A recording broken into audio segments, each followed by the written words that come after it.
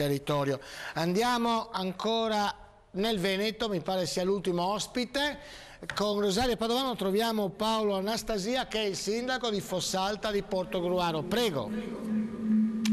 Sindaco Anastasia, lei tra l'altro era stato uno dei primi a parlare della questione Castor già nei collegamenti di questa estate, di luglio e di agosto se non sbaglio, ma lei ci sottolineava a microfoni spenti che insomma non tutto è perduto per la provincia, forse?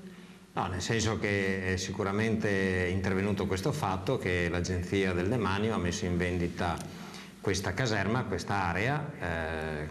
Non era così un anno fa, quando sia il Comune di Telio Veneto che il Comune di Fossalta di Portogruaro, d'intesa con l'allora amministrazione provinciale, stava lavorando con l'Agenzia del Demanio per avere incomodato d'uso ventennale quest'area, in modo da poterla destinare effettivamente a uso turistico ambientale o comunque prevalentemente di tutela ambientale.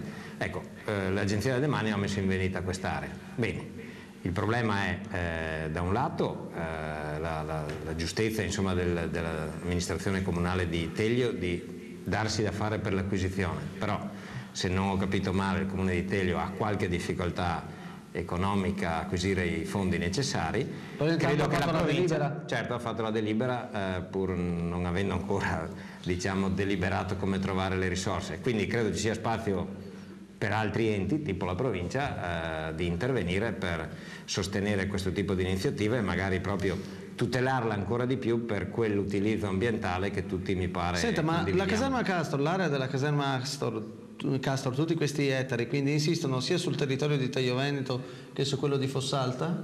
Della verità la caserma Castor prevede due fasce di area, la prevalente di 22 ettari circa è in Comune di Telio Veneto, un'area staccata di altri 6.000 ettari, 6 ettari, è in Comune di Fossalta di Portogruaro. Le due aree non sono contigue, sono vicine ma non sono vicine. attaccate. Ma voi non fate una delibera per quei 6 ettari invece? Noi abbiamo discusso con il Demanio la settimana scorsa, è un'area molto più vicina alla sede autostradale, per cui sarà interessata dai lavori della terza corsia, per cui in questo momento per noi è assolutamente complicato dire che è assolutamente necessaria l'acquisizione. Certo, noi abbiamo fatto una proposta. Interessa di più a Telio Veneto perché sul territorio di Telio Veneto ci sono 20 ettari e certo, non 6 come i nostri, tra l'altro destinati anche alla terza corsia dell'autostrada. Esatto.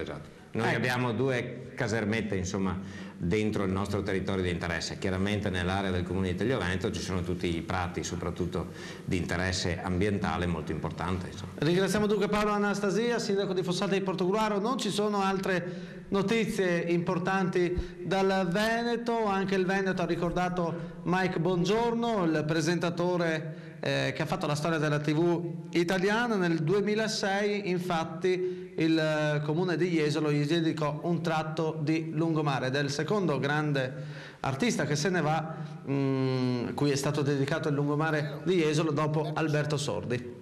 È vero Rosario, ti posso dire che stanno arrivando tantissime risposte, non alla nostra domanda ma alla richiesta di un pensiero per questo grande uomo della televisione, con il suo allegria, metteva veramente allegria. Tra l'altro mi sembra che di allegria ne abbia provata poca prima di morire Mike Bongiorno, perché non sembra sia stato trattato molto bene anche. Forse è morto in un periodo in cui stava attraversando delle amarezze. No, ma io penso a livello professionale. Io penso che le aveva superate quelle amarezze, perché si apprestava a presentare un super rischio Sky, 12 puntate che lo avrebbe riportato in auge, secondo il mio punto di vista. Certo, ha passato dei momenti terribili dopo che è stato messo da parte, perché nella vita siamo tutti utili ma nessuno è indispensabile, e le persone, i grandi manager, quelli che escono dalla Bocconi, avevano deciso che non era più uomo di TV, quando lui aveva creato la TV di Berlusconi.